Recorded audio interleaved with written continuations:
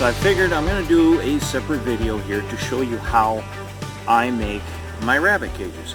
Now my rabbit cages are pretty easy to make. They're pretty quick. They go up pretty fast and anybody can do it.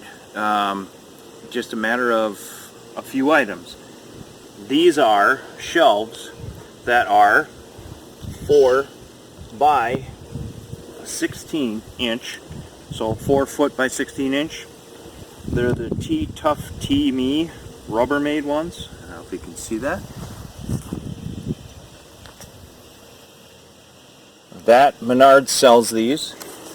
You'll need for tools, these are, of all things, these are pig rings, which are their nose rings for pigs. It keeps them from going and burrowing into stuff when you don't want them to dig. It goes in their nose, right in their nostrils, and it causes them pain if they try to root. Basically, this is a deterrent to keep them out of things that could harm them. But we're not using them for that purpose. We're going to use them for the cages, and you'll see how. I got 2 boxes of those. You will need, of course, since you're using the pig rings, you're going to need the wrench or the tool that is used to put the pig rings in. It's an adjustable one that can be set for whatever depth. We're going to go completely all the way because we want to close it completely. We just don't want it stuck in there. And the way these work with this tool is you take a ring like this. You put it, and as you can see, there's 2 little notches on each side, and we're going to put it around, and then we're going to crimp it, just like making any other cage that has the different style of clip. If you've ever done cage repair or made your own little rabbit cages, they have the metal clips that get crimped on by a tool. It rolls around and puts it on. We're going to do the same theory, but with a lot harder. These rings are very durable. They're copper, but they are very stiff copper. They will not bend off. So we're going to leave that one there. You'll need a tin snips. This is an older one. We had to oil it up because we couldn't find our good one. And we're going to use this to cut standard rabbit cage wire. Now this is just the 1/2 inch squared wire. We got a roll of it. We're only going to need a couple ends of it just to put on the ends of this. Then, out of all the weird things, you're going to need bolt cutters. And you'll see where we need the bolt cutters after we get it together. So, we're going to start by first moving this out of the way. So it's out of the way. And what I do is I go and set them up like this. And I overlap them and line them up perfectly. Just like that. Then I take my clipper,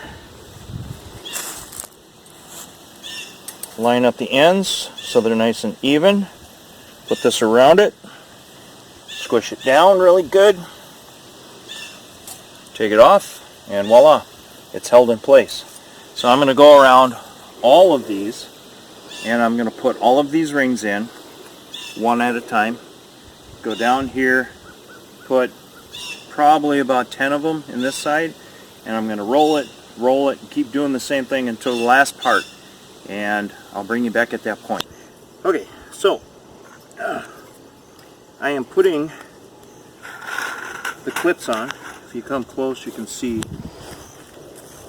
it's just like those rings that you would do for the other types of cages that people put the special little tool with the same thing here. They crimp. And basically, it takes a little strength, but you go on just like that. Now, what I'm going to do with mine, because these are rabbit cages, is I'm only going to crimp so far.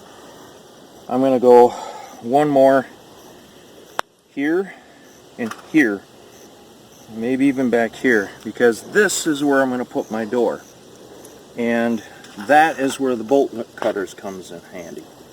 So first off, I'm going to finish putting in a big enough door that we can get into to get to the rabbits to work on them. So we're going to literally take the bolt cutter here and here. Going to go to here, I'm going to bolt cut it here and here, and then one more time right there. That way this will become the lid of the rabbit cage. So one more over here. I'm thinking right here. Now this seems kind of flimsy, but once you get the ends on, you'll see that it'll stiffen up really nice. So now we're going to do the same thing over here, except for, so I don't forget where my door is, I'm going to follow this line all the way across, and I'm going to put one right there.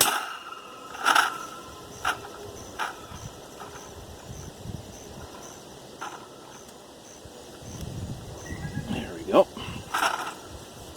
And I'm going to do the same on this one. Go all the way across to right there. Right here. And that is going to make the door. Now I got to finish dropping some in here so that's nice and secure. I don't want any predators to be able to open this up on the rabbits and get in there and get to them. So I'm putting quite a few of these rings in. And because these are actual shelving units, wire units, this is hard wire, and if anybody who's ever had the shelvings that bought them know that this is not a soft wire. It's not like the rabbit cage wire like this. This is really flimsy. You can bend it easy.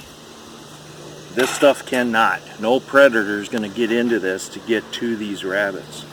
And that's what I want, because out in our territory we have coyotes, raccoons, we even got weasels that will get to rabbits and will kill them. So what we're going to do now, this part is pretty much done. We're going to take the bolt cutters, get it ready, and actually what I'm going to do, because I actually use these also as the hinge for the door, is I'm going to put 4 of these back here. Put one right there. Right there. Leave a space so I got room for cutting. One right there.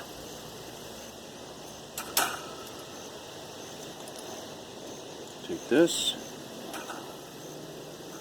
Might even put 5. I think I will. I'm going to put 5. Because it's going to be a door. There.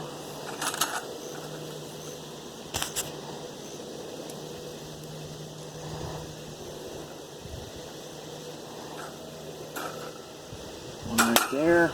Oh! Look at that. I missed it.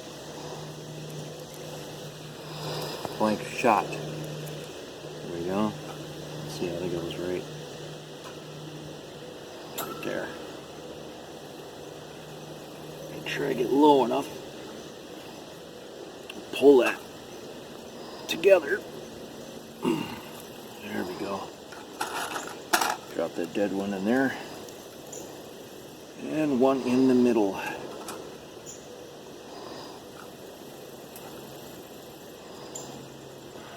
There we go. So, we have that taken care of. Now what I'm going to do is I'm going to go here and here. I'm going to take the bolt cutters and I'm going to cut right here. If I can get it open far enough.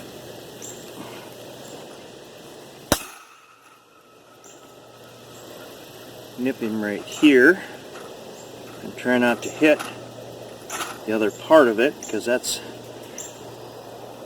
there. Got it right here.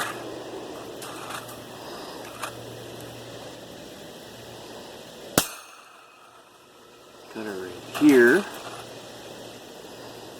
And you can cut this with a Sawzall or a handsaw. But, I mean, if you can borrow somebody's bolt cutters or rent a bolt cutter, that would work great too.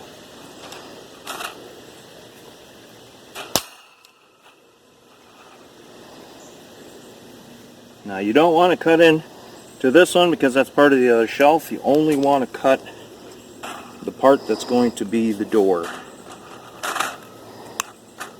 Oop, I bet you we've used this bolt cutters a lot.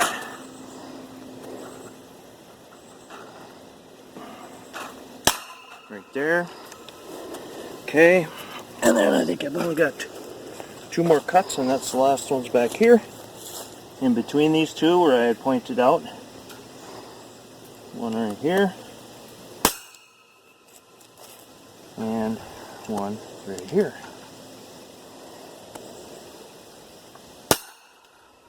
There. Now,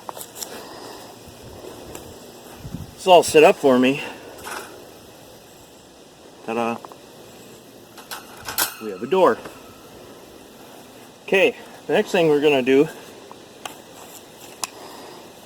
is I'm going to take this thing, we're going to measure it up to see how many squares it takes, and we're going to follow it down, and we're going to cut the end pieces and fasten them basically the same way, except for we're going to use the tool that I was telling you about that they use for rabbit cages. So we'll be right back in a second. We are back. As you can tell, it's the next day. We ran into town to see if we could find some more of the other clips for the cages. We could not, so I'm going to use these for the end ones. They don't sell them anymore, which is kind of strange, but because they don't sell them and they don't have them, we're going to end up having to use the hog clips, the nose clips, to do the ends too, which is okay. I looked at my other ones that I had made and I did use that anyway. But this is the tool that goes with the other clips, and these usually you can find by the pet supplies and stuff. You use these for chicken wire, to bring chicken wire together. If you want to extend a piece of wire you don't have long enough, you want to add another section onto it. They sell clips that do the same thing as these do, where you open up the jaw, you put it in like this, and then you crimp it down. Same scenario with these, except a little smaller version because it's made for the chicken wire and stuff like that. And basically you put the clip in there and you do the same thing. You put it around the wire and you squish down and it goes like this and clamps it. They don't sell them. Not sure why. But we're going to put the ends on using the hog clips, and you don't have to worry about the cage being per se square. So look how I'm putting this on here. It's not square. These panels are cut exactly at, well, designed at exactly 1/2 inch squares. So I'm going to start with one end, get it in place, and I'm just going to take the hog clip, clip it down. That'll hold it in place for me. Take the hog clip, clip it down. This time I'm going to get 2 of them in there, so it holds a little tighter. And then take these off.